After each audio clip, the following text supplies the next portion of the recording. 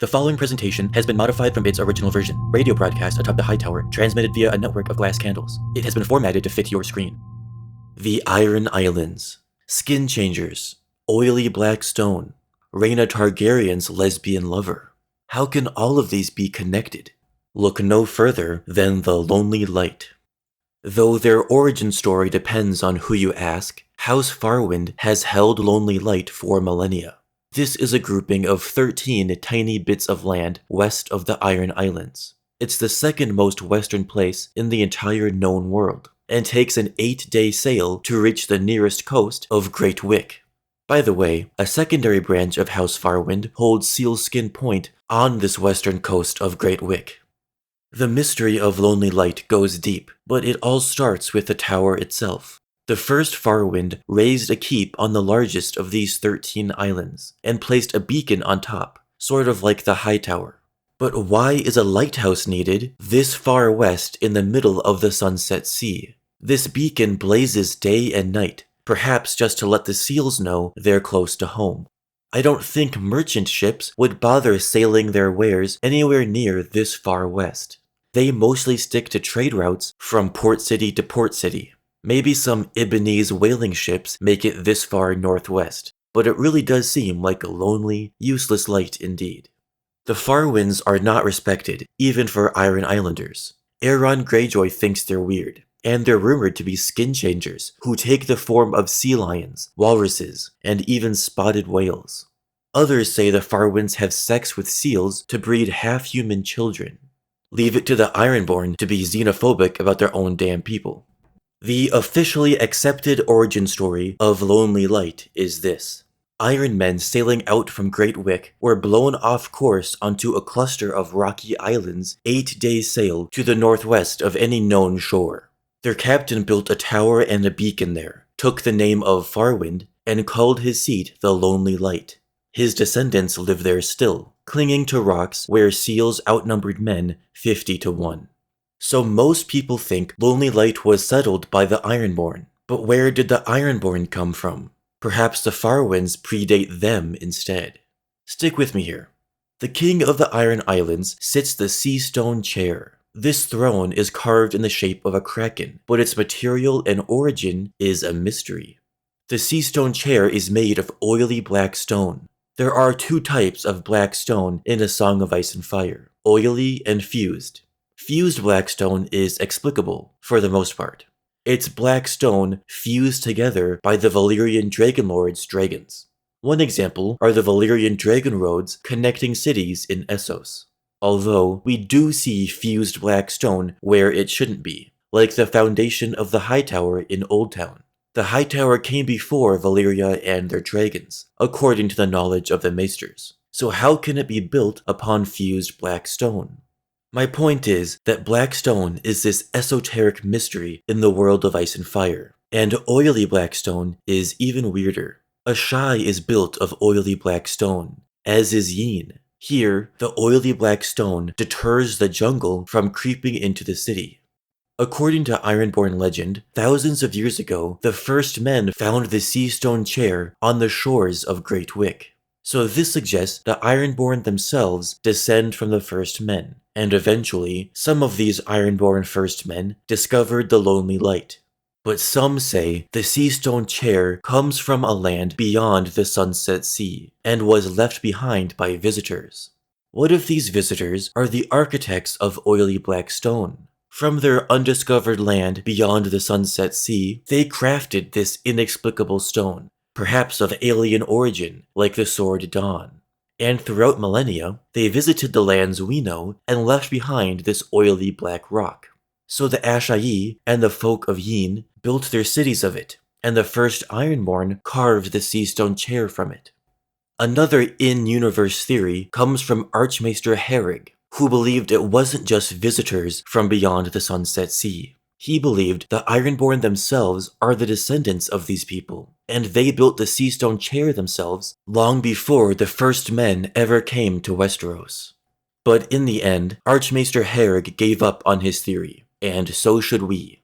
Nice try, George. That's interesting. But I can read between the lines on this one. If all the Maesters dismiss a theory, it's probably actually true.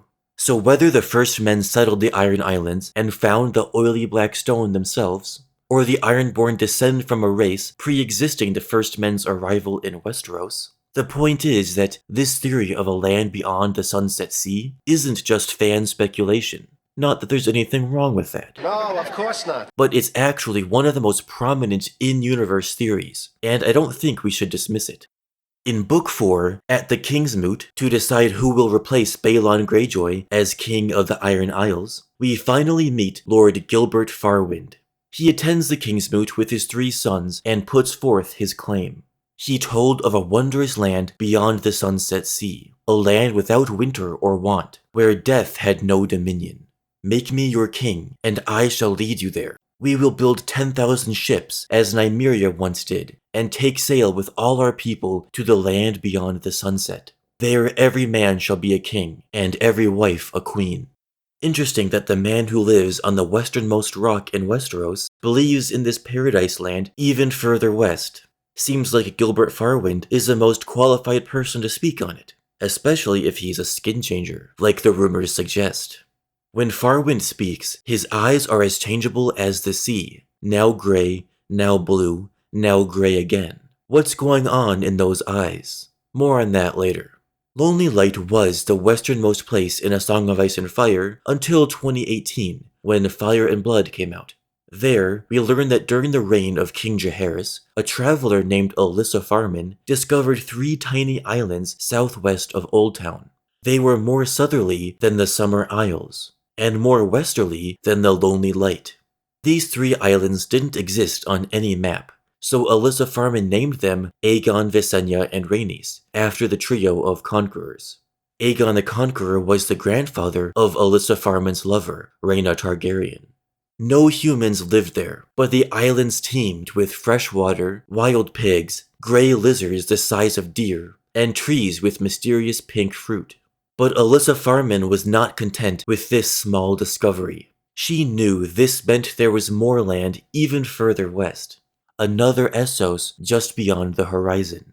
She believed that between Lonely Light and the eastern shores of Essos, there may be an entire continent to discover. And George R.R. Martin certainly wants us readers to consider it as well. Alyssa Farman and Gilbert Farwynd are not his only characters who believe in a new world. We can add Archmaester Herrig to that list, as well as Maester Kurth, whose ideas I already discussed.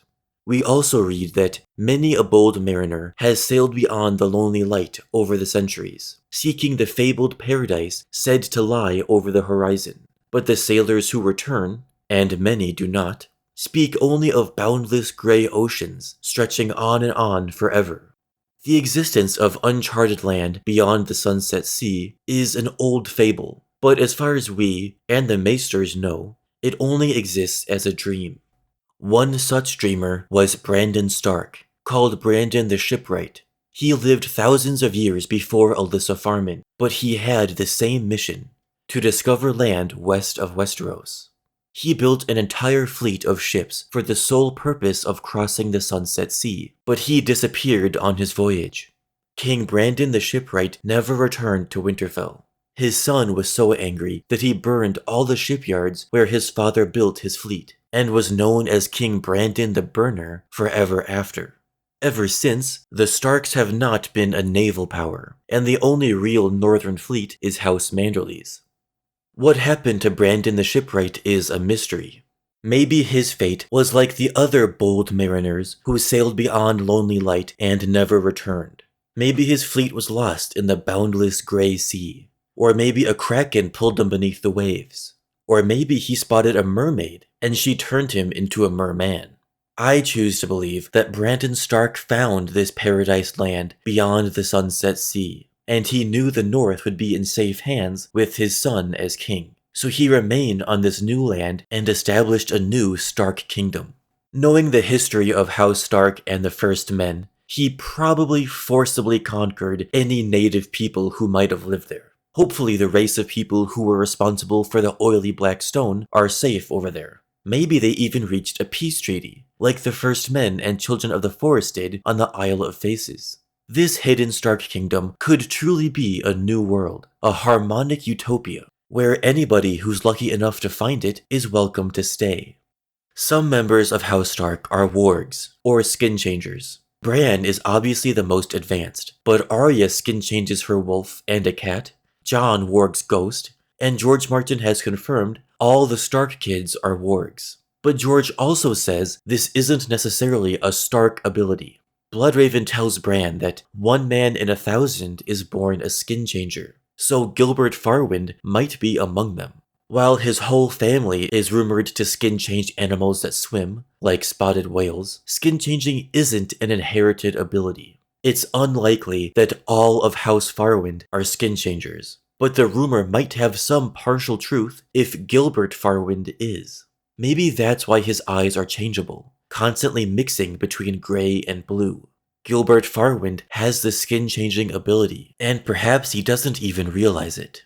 Arya wargs Nymeria and doesn't really understand what she's doing. So maybe Gilbert Farwynd has these dreams, where he takes the body of a spotted whale and glimpses this legendary continent beyond the Sunset Sea. The land Alyssa Farman was searching for. The land Brandon Stark may have found. The land potentially responsible for oily black stone. We'll probably never see Gilbert Farwynd again, and George is almost certainly not going to explore this any further. But we do have another Brandon Stark currently alive, who is also a skin changer, who is the perfect character to glimpse this land possibly inhabited by his Stark ancestors. The bits of lore associated with Lonely Light help us prove and think about a few things. First, we know for a fact that the planet is round. George Martin has said so. But if you need proof within the text for some reason, Alyssa Farman helps prove it. Her ship, the Sun Chaser, continued sailing west after she found the islands Aegon, Rhaenys, and Visenya. She never came back to Westeros, so she was assumed lost at sea, like so many other travelers who explored beyond Lonely Light. However, when Corlys Velaryon was a young man on his 9 famous voyages, he made a stop in Asshai, where he saw a ship docked in the harbor he swore was Sunchaser. If this was Alyssa Farman's ship, that means she reached the far east of Essos, Asshai, by sailing west. The Earth is round. I think this fabled landmass is George R.R. Martin's version of the Americas, the New World.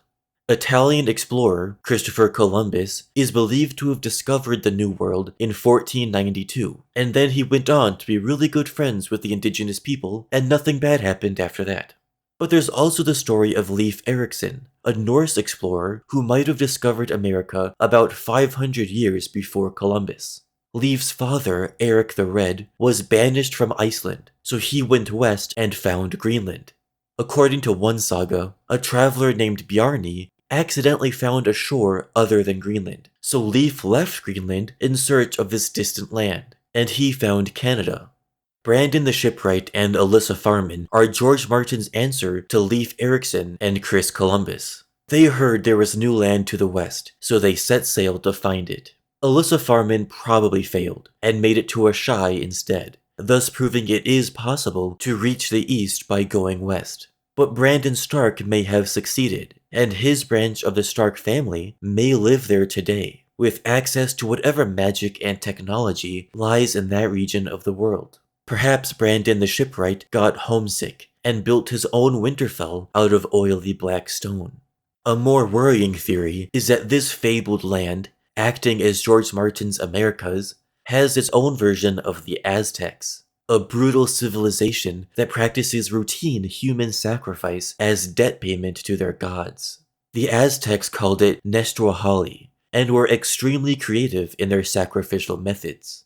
Oftentimes, they extracted a person's heart so it could fly towards the sun. They also shot people with arrows, made them fight to the death in gladiator arenas, burned them alive and flayed them, or even drowned them. Some of these methods are present in A Song of Ice and Fire, too. So maybe an Aztec-esque Mesoamerican kingdom exists beyond the Sunset Sea, and maybe it's a good thing Alyssa Farman never made it there. Alright, listen up. I know there probably isn't a hidden Stark kingdom in this unconfirmed fabled land west of Westeros. But the broader point of this video is that Lonely Light is awesome, and the map just stops there. George Martin writes that the world is vast and wondrous strange, and there are more things beneath the stars than even the Archmaesters of the Citadel can dream. The Maesters haven't charted the entire globe. That's why these maps are called the known world. There are unknowns out there, and characters in the background of this deeply magical and political series are trying to find it. Let me know in the comments if you think there's a land beyond Lonely Light and the Sunset Sea. And if you have any theories about oily black stone, I'm always down to hear those. Thanks for watching and subscribing.